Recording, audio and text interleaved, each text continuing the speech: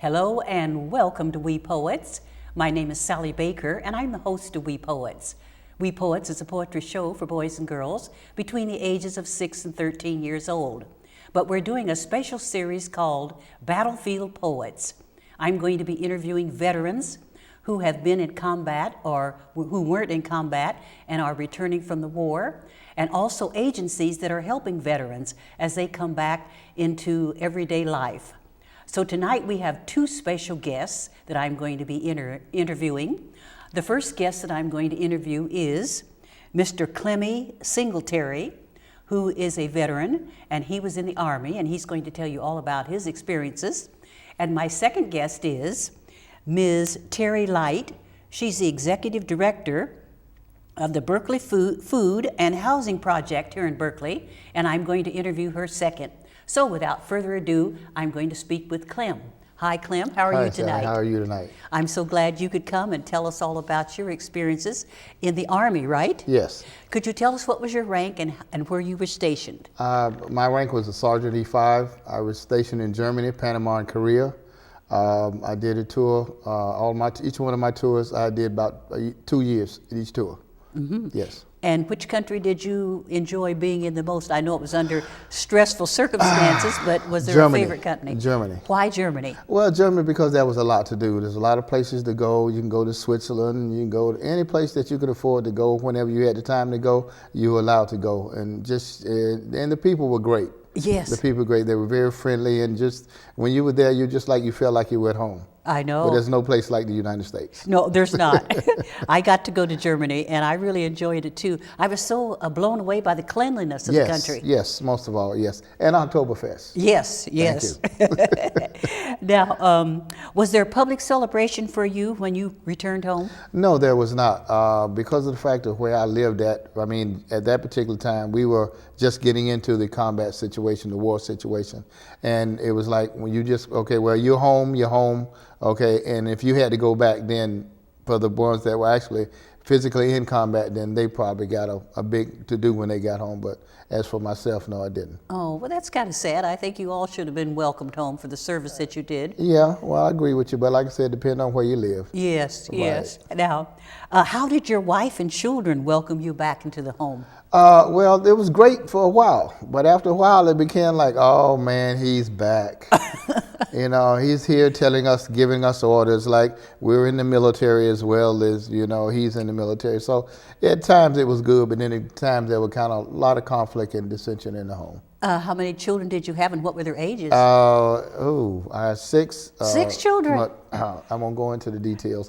But anyway, at that time, my first wife, I had 2. Oh. So they were ages 3 and 6 at the time. So when I came home, like I said, for a while it was great, but then after a while it got to be conflict within the family because you also had to deal with grandparents. Oh, yes. Grandparents came into the picture because they were the backbone of more so like taking your place when you were gone. When you were gone. The kids relied on grandmama and granddaddy when you were gone. So when you came back into the picture, it was a whole new ball game. Oh. Yeah, it was a whole new ball game. But do you think the boys related quicker to you than the girls? No, my daughters are related to me more quicker than my sons did because my sons were a little more resentful. Oh. Because of the fact they could not basically understand the fact, hey, dad is gone off to a foreign country or dad is gone. Even though it was great them thinking, okay, dad's in the military, he's doing his thing. But then when you come home, it's a whole different ball game because you have to take on the role as a disciplinarian as well as a father. So it got to be some conflict in dealing with that also. Oh, yes. As well. Now, did your sons drive? Did you have a car that had been yours? And Yes, they were I driving? did, but no, my sons were too young to drive. Oh, at the I time. see. Yeah, they were too young to drive at the time. Yeah. Now, how about the relationship with your wife, readjusting? The readjustment period, like I said, the first couple of months was great, but then when you got into the financial aspects of who's going to be in charge of the money, or my priority was different than hers as far as what bills got to be paid or what needs to be bought for the kids, that got to be sometime quite of a conflict. Okay, and when you're dealing with money, so as well as other things. when kids wanted to go to the game, and I said, no, they don't need, they need to do their homework, that kind of thing. So it was, like I said, it was a big transition. Oh, yes. Both mentally as well as physically, yeah. Now, what were the biggest challenges that you had readjusting back into family life and relating to your friends, other veterans? Biggest challenge I had was more so trying to get people to understand what our reasons for going to war. My reason for being in the military. As far as the other veterans are concerned, we all basically were on the same page as far as we knew what we had to do. We knew why we did what we had to do. So therefore, it wasn't that hard relating to other veterans. It was the other people who weren't in the military or who wasn't conscious of our reasoning for joining the military or going to war, so to speak. Yeah. That was the biggest challenge, yeah. Now, what job did you pursue after you came back home? As in the military, I was a chaplain assistant for the whole 20 years I was in the military. So I dealt with everything from wife abuse, child abuse, drug overdose, suicide, you name it, I dealt with it. And I'm also an ordained minister, so I came right back into my civilian ministry. So that also helped me with dealing with my dealing with soldiers in the military, as well as dealing with transitioning back into civilian life. Now, can you tell us about some of the services while you, as a chaplain, that you performed with the soldiers? Well, we did a lot of funerals. I did a lot of weddings. We also assisted in counseling both family members, both husbands and wives, as well as family members, and domestic situations, as well as personal problems that they found themselves dealing with. Soldiers who didn't have money to get their car out of when they came to Germany, who couldn't get their car small tested, or families who found themselves in financial as well as didn't have food. Had to refer people to ACS, Red Cross, those kind of things. Soldiers who had to go home on emergencies, we had to try to get them out so they can go home in case somebody in their family got sick, their mother, their father, or somebody in their family. So all that stuff we had to deal with on a 24-hour basis. You know. Yeah. Now, what was the average age of the veterans that you counseled? During my time, it was basically, I say from the ages of 25, 20 to say 30. Okay, where now the young soldiers going in now, they're anywhere from 17 to 18 to, from 18 to 25, I say now. Yes, yeah. They go in as innocent young men. Yes, right and out of come high school. Out with problems. Yes, ma'am, right out of high school. Can you yes, tell us what are the largest amount of problems that the young men A lot of problems with a lot of soldiers who come home with, readjusting back to being in civilian life. From being in a combat situation is a totally big difference because you're used to being shot at, you're used to waking up in the morning, having the first thing you got to do, you got to grab your weapon. You can't go anywhere without your weapon. You got to worry about whether or not you're going to be shot, whether or not grenades going to come off, whether or not you're going to die, period. And when you come back to civilian life, a lot of these young soldiers that come back now, first thing they have to worry about, you hear a gunshot, a firecracker go off. Okay, you hear a car backfire, they're going to automatically react. So that's going to be a big deterrent, a big problem for a lot of people. That's why a lot of soldiers are going to have to deal with PTSD because a lot of people aren't going to be able to adjust. Some people adjust differently than others. I'm sure. So the younger they are, the more difficult it's going to be for them to adjust coming back to civilian society. Oh dear. Yes. Now could you tell us about the ones who maybe lost legs or arms?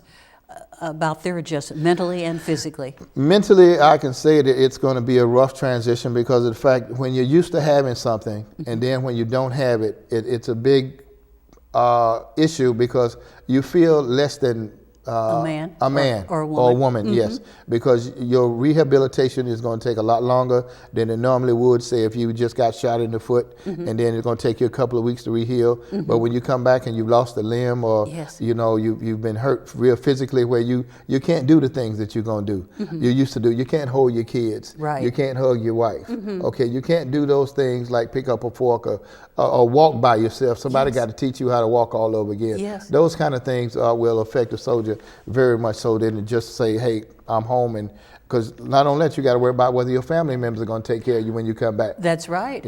Some wives, I've seen where some wives and family members desert you when you come back because they don't want to take on that responsibility of trying to help you when you come back. Yes. So that's an added concept that you have to deal with when you come back. Yes. Do you think this is why a lot of the soldiers become homeless? That's a lot of problem because, see, when they come back, they're not used to an environment where they have to depend on other people. Right. As soldiers, we depend on each other. And we know that we have each other's back. But when you come back to the States, when you come back home, a lot of people are going to say, well, you were over there in the war, now you back home, there's nothing much we can do for you. So you find yourself, other than depending on the government agencies that we have, as far as the VA and the other agencies that we have, the homeless shelters that we have, that's pretty much all we have to rely on. And a lot of people are resentful because some people say we get special treatment. Like where I'm at over in Berkeley, a lot of people say, well, you veterans, you got it good. Oh. They don't feel like, we don't feel like we're special. We feel like we're just one of them, but we just have a different situation, that a little better living conditions than they have. Okay. Do you think suicide has increased among the veterans coming back? It has increased, but it has not been talked about as much as it should be talked about, because when I was in the military, that was one of the issues that was addressed, because a lot of the younger soldiers, when they come back, they can't deal with the fact that, hey, I'm here by myself. Right. Okay. What am I going to do? I can't do any work. I can't do anything. So what am I going to do? So it's yes, the suicide rate, especially if you can't get jobs. Yes.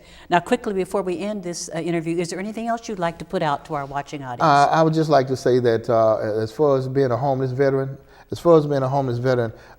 it's been a difficult transition because it all depends on how long you've been homeless, because everybody's been homeless for a different amount of time. Right. And when you come into a place like a shelter, it's a blessing. Yes. Because you know that you have some place to lay your head, you have some place to clean yourself up. But I know a lot of veterans who are sleeping on the streets right now, who are sleeping in tents, who are sleeping wherever they can sleep.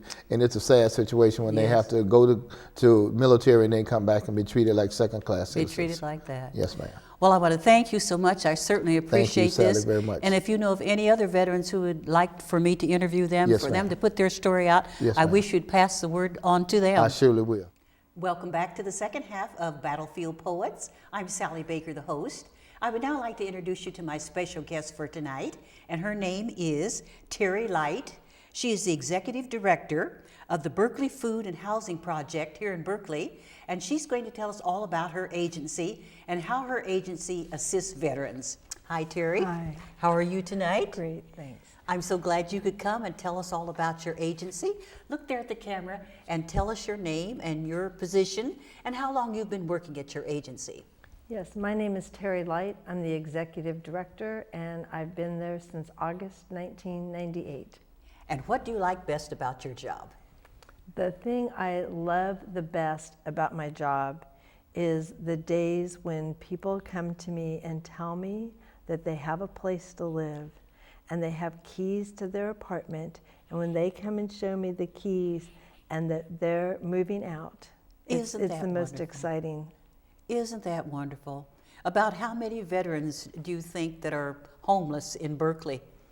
So on any given night in Berkeley, most likely there's at least probably 50 to 75 homeless veterans a night. Isn't that sad? It is sad. And so what are the things your agency helps these veterans do specifically? So some of the things may surprise you that's really important. So for a homeless veteran, one of the things people lose on the streets is their dignity. Yes. So being able to just treat them with respect and humanity, and we call everyone Mr.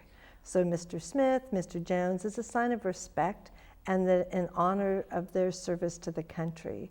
So it starts with that, and then begins an individualized, specialized plan per person that usually includes an employment search, helping them get a job that will sustain them in housing.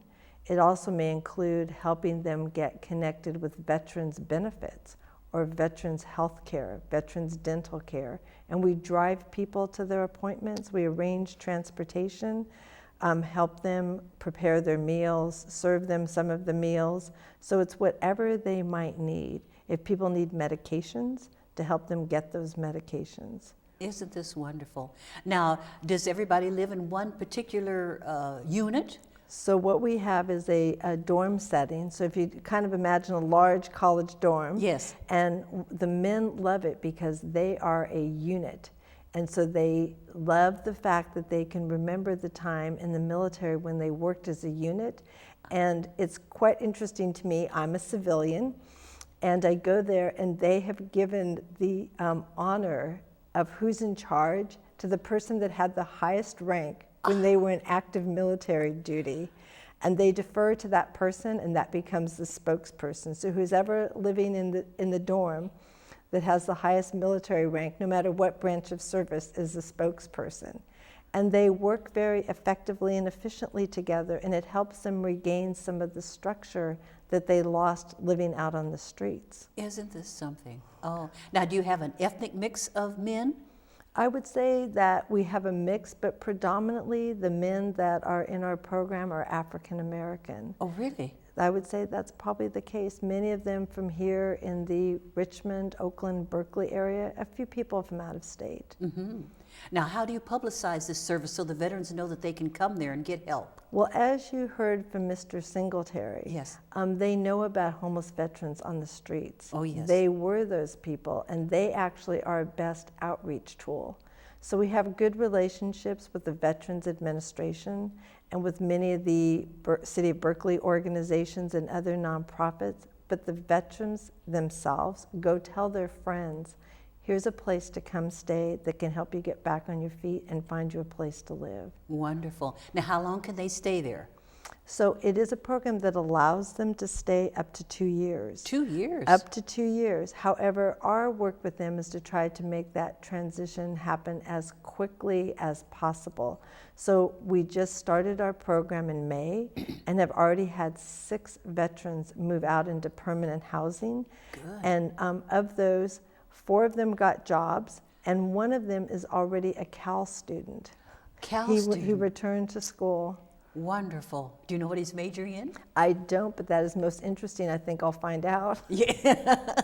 Now, could you tell us what these dormitory rooms look like? Are they small? Well, it's a pretty large size room, so they have quite a bit of space, and we actually had a wonderful service project, a community service project in commemoration of 9/11, and a huge team from Home Depot came and refurbished the sleeping area and put in a kitchen cabinet.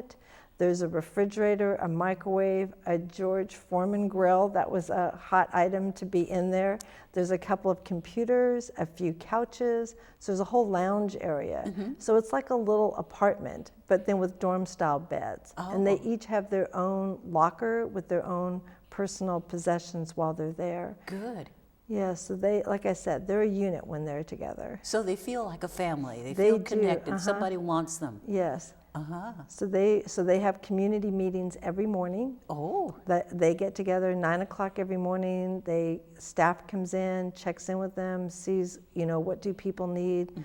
Is there anything going on that day? Do people need rides or transportation? Do you provide a free script for them to ride the BART or the bus? Or? Not that. We actually have a van. A van? And we'll actually transport them if they have medical appointments, things that they need to get to. Good, good. Let's see now. About how many veterans? Oh, I think we talked about that, about how many you serve. So our agency serves about 150 veterans a year. Oh. This special program only allows for 12 men at a time. Oh. But in our shelter, which houses an extra 40 people, we often have 2 or 3 or 4 veterans that are also in there that we can help, just not in this specialized program. Do you ever have like open house so the public can come in and see what is needed so that they can donate or they can be volunteers? So we had one special open house as we dedicated the program, but because this is people's home, we don't usually like to open it, because how would you like a lot of people you don't know traipsing through your home? That's so true. We try to let them have that privacy. That's part of what people often don't have when they're homeless. But we do bring guests there when people ask. And a couple of our lovely board members actually did a wonderful job decorating. So they brought in all sorts of things and decorated the walls and brought in plants to make it really home-like. I see. Let's see. Now, is there anything else before we end this segment and then we bring on some things that you want to show? Anything else you'd like to put out? I think the most important thing is you asked about donations. So I know some of the things that the men need are back to work clothing. That's an important item. And then it may seem silly, but some of them, before they get jobs, they don't have a lot of money, so they need simple toiletries, like a soap box with a bar of soap, a razor, a towel, some of the simple things.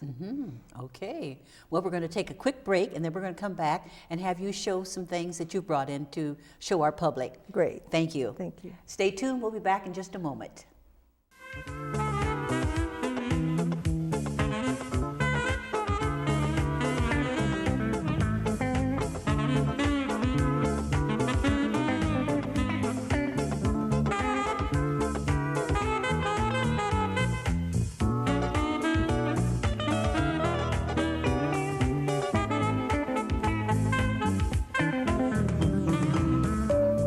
Now, Terri, could you tell us about some of these wonderful things that you've brought here on the table, please? Well, sure, Sally, thank you.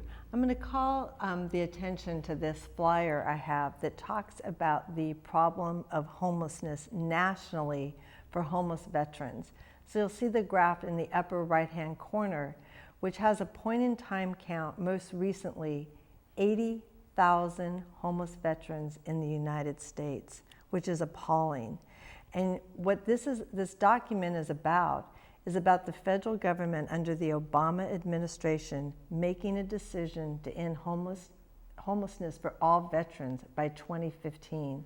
So the graph shows the tactical approach that the Veterans Administration is taking year by year, ending the homelessness. So that you see at the end of 5 years, it's at 0. I think one of the other things I'd want you to see in the chart and your viewers is the chart that shows the United States and all the different states and where homeless veterans reside. And you'll notice California is a dark state. Dark state means many homeless veterans. So the total number of homeless veterans in the United States, 80,000, and in California, almost 20,000. So it means 20% of the homeless veterans in the United States reside here in California.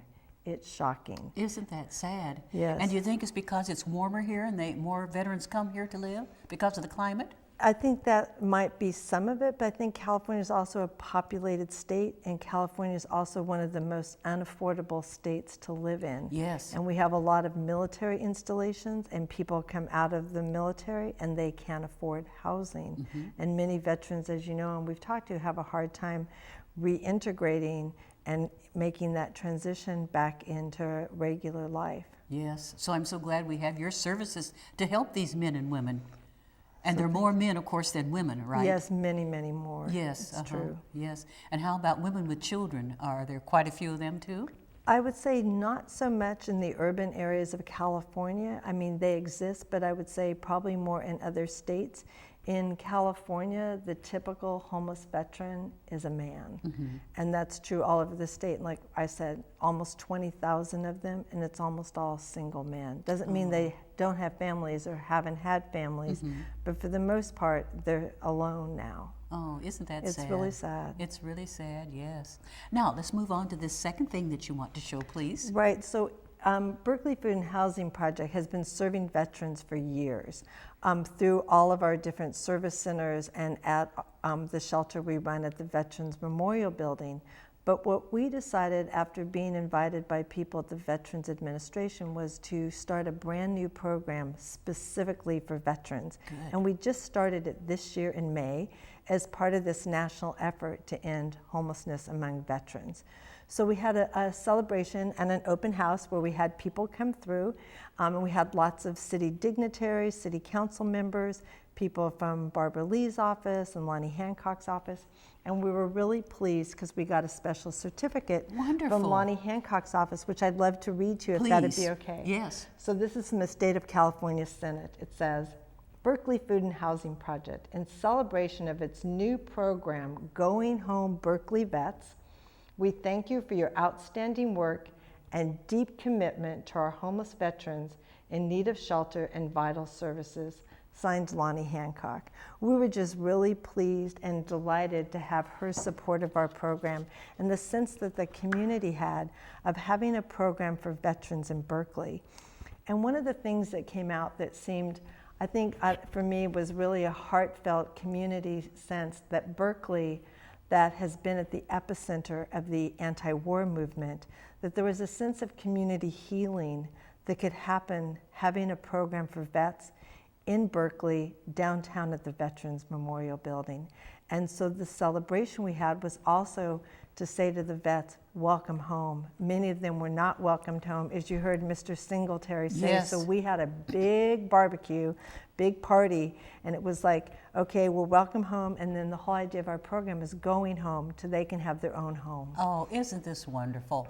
Now, could you tell us about a celebration you're going to have tomorrow for our veterans, please? Yes, absolutely. We are so excited. The Disabled Veterans National Foundation has given our organization a grant in order to take our veterans on an outing tomorrow. So it's quite exciting. They wanted an all-American day. So we are taking them, and because we are a local Berkeley business, we want to take them to local Berkeley businesses. So we're going to eat downtown at Burgermeister and walk across the street and see a movie with popcorn at the movie theater. And they're just very excited for this outing tomorrow. How nice. Well, I want to thank you and our guest, our wonderful veteran. He had to yes. leave. He did a wonderful job, and thank Yes, he you did. for inviting him to come. And I know that our watching audience is going to enjoy this, and I hope that our veterans will come and take advantage of this wonderful agency and the services that you're providing for them. Thank you so much for coming. you, Sally. So without further ado, let's say goodbye to our watching audience. Goodbye, everybody, and thank you for watching. Bye-bye. Bye.